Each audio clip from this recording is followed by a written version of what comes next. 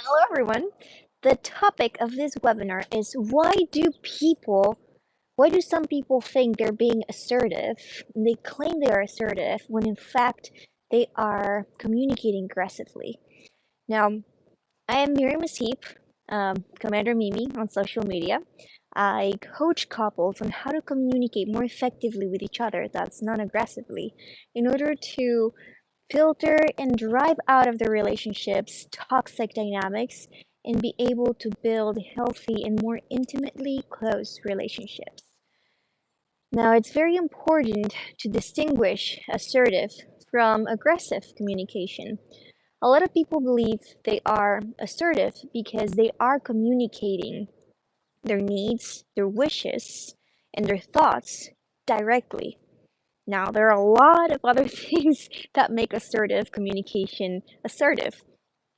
In my past video, um, go watch it if you haven't, is about what makes effective communication effective. And we talked about the different goals, and what makes it effective is that we are behaving in accordance to those goals. We are conveying those goals, and the reaction of the other person, sometimes they are not going to like our goals. They're not going to like what we want, and they are going to maybe sometimes behave aggressively in order to gain control, to gain power, because aggressive communication is about gaining control, is about winning, is about gaining more power over the situation or the person. Assertive communication is more about encouraging the other person to live their best life, to make the best choices for themselves, and as well as making the best choices that are in accordance to our values and how we want to live our life. Now, sometimes you can communicate your goals and be very direct about it. The problem is that, yeah, if it goes against the dynamics that you want to create, one of those are in the goals that we talked about, then it's probably going to not be effective. Now, there are three pillars that make assertive communication, and that is direct, which is what most people think that is assertive communication. And the other two are also very important, which is honest communication, which some people that are behaving aggressively claim to be honest, but it's very important to make the distinction between honest and without filter and vulnerable communication. And that's what we're going to talk about. And the other pillar is respectful communication. And some people claim I'm being respectful and they are being hostile while claiming to be respectful. Or I am respectfully telling you some negative judgment or something that's hurtful. And we will go in detail about what it means to be respectful of each other's perspectives. My computer's going off, and I have some notes. So, some people think they're being assertive, but they're claiming that they're being honest, but they are not being vulnerable. So you can think, honestly, I honestly think, so direct is pretty simple, right? And we will talk about it after, but I think the ones that I want to talk about the most are honest and respectful, because those are the ones that are most missing when people confuse assertive and aggressive communication. So, honesty. You can honestly think that someone's stupid, and that's your honest thought. That's honestly what I think. So I'm just telling you, I'm being honest about what I think. The problem is that when we are giving out our judgment, we're giving it as the truth. We're giving it as this is what's real, this is what's happening in my head, and when in fact it's a judgment or is your belief. So when we're expressing something, it is important to make it assertive that we express it as our belief, as our assumption. I am assuming it's my belief, and then you can say your judgment, and that still doesn't make it respectful. Okay? So, and it's important to clarify that it is a judgment. I am making a judgment. Sorry, I don't have my table today with me, so my computer is all the way down there. So, and you're giving out a judgment as honest communication, but you're actually not being vulnerable. So I want to switch the perception that being assertive is about being honest and open, when in fact is about being able to be vulnerable, being able to just be truthful about your feelings, your needs, and not and that doesn't mean that it's I believe I believe that you are whatever judgment. That's not being vulnerable. There's no open heartedness. Some people, I've heard plenty of people saying like I wear my heart on my sleeve. I am just going to be myself. I just want to be truthful no matter what. I want to be genuine, and those are good things. Those are good things. The problem is that we believe that claiming that our judgments are the truth, and we cannot make the distinction that that is our perception, that is just our judgment, that is actually not being vulnerable of what we need. Sometimes when we claim that someone's being selfish, that someone's being even too loud, it's not about them being too loud or them being selfish. It's usually because we have a need. I would like maybe not to be hearing as much. I would like, when we're claiming someone's being selfish, I would like that person to give me something. I would like that person's time. I would like that person's attention. And that's actually speaking about our needs, our feelings, and not speaking about the other person. I hope that's starting to make a little bit more sense. It's about switching from it's that person's problem to this is my need or this is what I would like in my life. Now, being vulnerable comes very, very hand in hand with being respectful. I'm going to come back to being vulnerable and I'm going to talk a little bit about what it means respectful communication. So, respectful communication is about empowering the other person to hold their perspective as their truth. It's even if we believe they are being unreasonable, their actions or whatever they're saying is not helpful for whatever their goals are, it's not good for them, it's their life. It's accepting and allowing them to live their life and empowering them to live their life however they see fit, even if it's not good for them. That's their choice. So when we express, sometimes when we're expressing things, we are implying should statements. And well, if you don't think this way, then you're stupid. Then you're weak. Then you're that if because I am right. So again, when we go into judgments, when we go into who's right and who's wrong, then we are falling into the aggressive communication because it's not about who's right and who's wrong. It's about them being able to live the life that they want, and if it doesn't fit ours, then where do we find the boundary? Where do we find the boundary so that you can live life however you see fit and I can live my life however I want without the negative experiences that whatever behavior you might bring to mine? And that communicates, maybe not with words, but sometimes it communicates with eye rolls or faces. That is respecting someone else, is giving them, allowing them their place. Another thing is allowing others to, whenever we insult their perspective, when with either with words or in any way that we're trying to make them less, their perspective less, even if it's because we know we have read a lot more than the other person, that we are maybe smarter than the other person. So if we imply these things, I'm like, well, your perspective is less valid than mine because I am smarter, because I have read less. So your perspective is down here and mine is up here. Then that is aggressive communication. That we're not inviting the other person to, okay, that's what you see, that's for you. That that is perfectly acceptable and that is okay. Now I see things this way and I want to leave things this my way. And finding that it, assertive communication is all about finding ways to coexist with other perspectives, with other people, how they see their life, how they want to live their life. How can we coexist? And when we meet each other, how can we find a way that the interactions that we have are in general more positive than negative. So if there are some negative experiences, how can we switch those into positive so that you can live life how you want and I can live life mine how I want, and we can communicate those to each other. Um, so it's definitely not assuming that you're correct. It's assuming maybe that that whatever you want to say or that you feel is right for yourself, and that's it. It may not be right for the other person. That we're all different. We're very, very different, and what you like, the other person might not like, and that's also okay.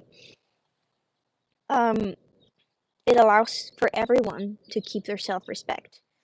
So some people very funnily they're like, well, I'm not insulting, it's just however the other person takes it, so I can say whatever I want, and it's on you and it's on the other person to take whatever the other person says as offensive, or however they want to see it as their problem. Might be their problem. And respectful communication is that everyone has the responsibility to bear. It's about taking ownership.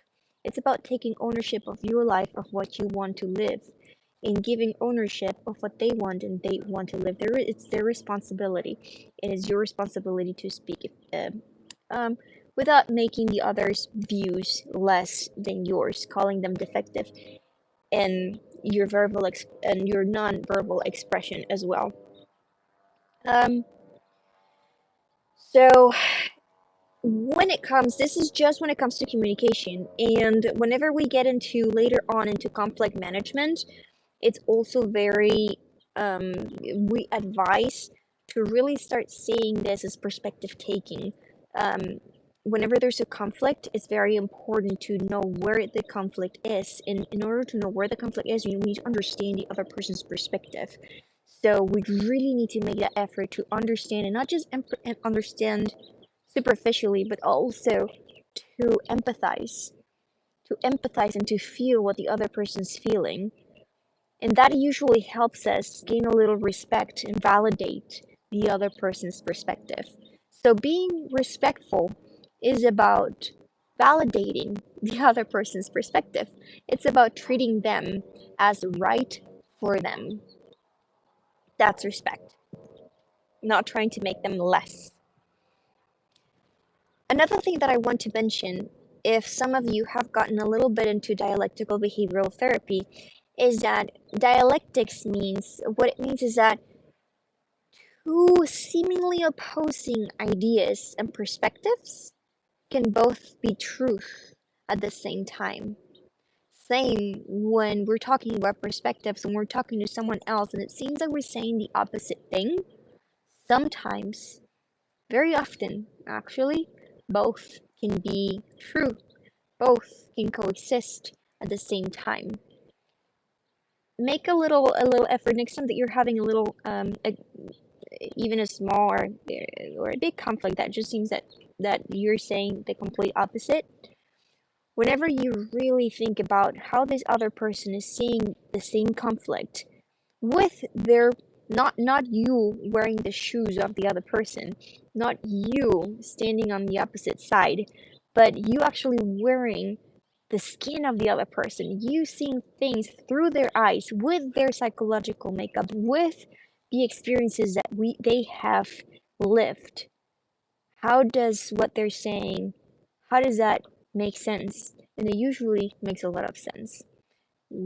Logic, sometimes people have their own logic and it makes sense to them, and it's very important to understand their perspective and validate it and see how it all has a logical it follows logically for them. Then we can have a bigger picture of the conflict and we can actually start speaking with more respect to one another's perspective, and that's all respecting. Now, um, another thing about respecting is to understand that we are humans, but we are very different from one another, and different people have different means to gain control. We need to feel a certain amount of certainty about what's going to happen. And some people are more free. They don't need so much certainty. So what I think should be, maybe the other person, they don't care about that. So it's not that I think it should be. Well, for me, it should be. And for the other person, that's just an unrealistic expectation that it's not going to happen. So it's about respecting, again, each other's perspective. Now, everyone has a different way to gain intimacy. Some people feel more intimate when they're fighting because you're fighting here with me, so you care about me. If you weren't fighting with me, you wouldn't care about me. So that's not right for me, but that's right for other people, and that's how they find intimacy. And that's why there are some marriages that are a lot more volatile and they find it healthy. They're happy in that relationship. So they feel more intimately close. That's not the type of relationship that I want, but it's not for me to call them wrong. So that's respect as well.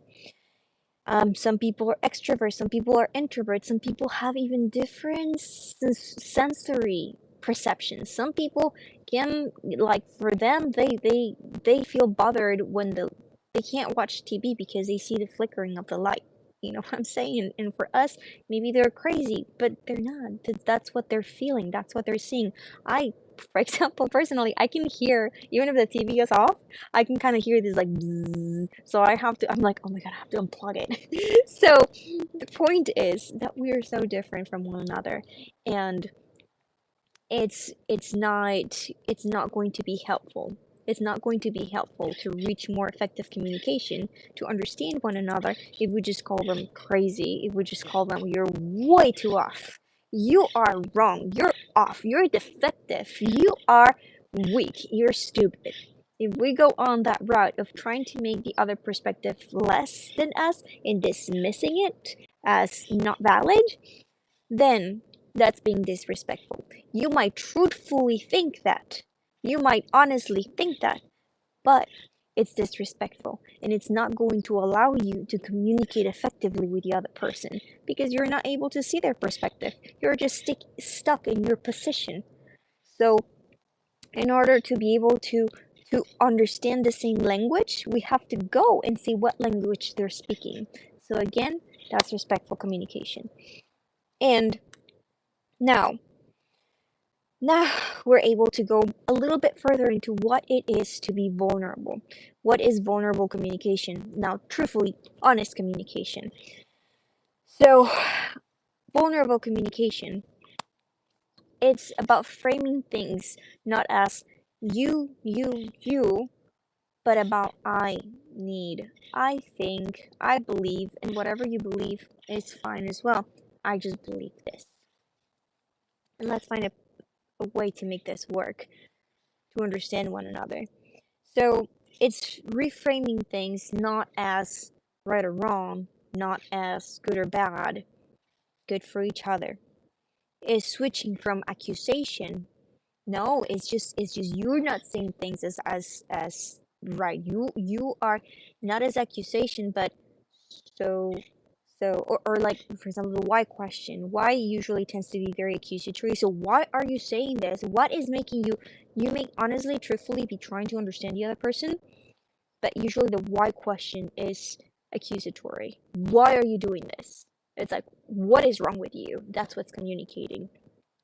So it's switching from the accusation tone to curiosity. And why I usually advise to my couples to try to switch from why questions to how come, or how or what questions, or when. It's a lot less accusatory, just the question itself, because we're trained from when we were little, like, why are you doing this? to not take it as an accusation, and it's easier to answer. But also the tone, switch it to more curiosity, actually wanting to learn how the other person thinks. And yeah, switching from judgments to owning your own feelings, to owning what you want. Because if you're putting a label on the other person, if you're calling them weak, it's because you would like them to be able to hear what you want to say. I would love to be able to express myself how I do, and that it'd be easier for maybe you to listen what I have to say. How can I help? So it's about taking responsibility and ownership of what we want, we wish, we feel, instead of accusing the other person. And that we usually do with judgments. So a very good exercise that I give my couples is to try to go through the day thinking about what am I judging, and we end up catching a lot of judgments. And that's very helpful to try to speak with more ownership. That's being vulnerable. Ownership is being vulnerable. Another thing that's about vulnerability, how we can catch if we're being vulnerable or not, is if someone brings up an issue, is are we being antagonistic or defensive or dismissive? Those three tend to be just not vulnerable. We're just trying to fight. We're either trying to fight the comment, we're trying to defend ourselves, or we're trying to dismiss it and get it away from my face. Being vulnerable is about being able to receive and look. That's what you like. That's what you feel. What do I want? I personally call it, that's why the whole commander name came about. I call it the calm commander. Being able to instead of fight off everything, being in command of what we are in command of, which is ourselves. Being the calm commander and strategist of our own life. So lastly, what I think of being vulnerable is being able to be in tune of our needs, in tune of what we wish our dynamics are, and being able to take the right actions to get us there.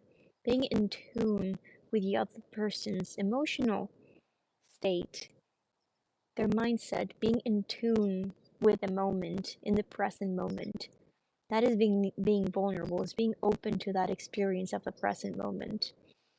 And we find that another way to know if you're being vulnerable is if you are in this like very relaxed, calm state. I call it the nonchalant state, while I'm able to care about the other person in front of me. Nonchalant yet caring. That's the state that brings about that vulnerability of it just is. Even if you don't like that I feel this way, I just feel this way, and this is the dynamics that I want. Even if the other person may not like it. It just is. And that is being assertive. Being aggressive is you're wrong because this is how things should be. And I'm just letting you know I'm being honest. And that's not being assertive. So I hope that helps clarify. Next video, I want to address a little bit more what it is to be direct, because a lot of people think they're direct and they're actually being quite indirect, and that is a little bit more in the realm of what are passive aggressions. So if you want to know how to pick and how to be able to identify, that's a passive aggression, because there's some passive aggressions that, man, are so hard to pinpoint. Like, why do I feel like this person wants to attack me? And even if I say like, hey, that's not nice, they're gonna be like, what do you mean that's not nice, right? So I'm gonna give you some helpful pointers on how to identify passive aggressions and work a little bit more on how to make our communication more direct for the other person to understand better, and hopefully be able to understand each other. This is all about not making it happen, but increasing our chances of the other person being able to understand us, and us being able to express ourselves in a manner that we feel empowered, we feel free, and we gain more peace of mind. And you get to build a life that you want. Okay, leave me some questions, and I will be and let me know if you want me to tackle a different topic. I'm just going through my course right now, everything that I teach my couples. So drop in the comment if you have any question. I'm happy to answer, or send me an email. Okay, lots of love. Please like, subscribe, and hit the bell so that you get when I'm doing my next live.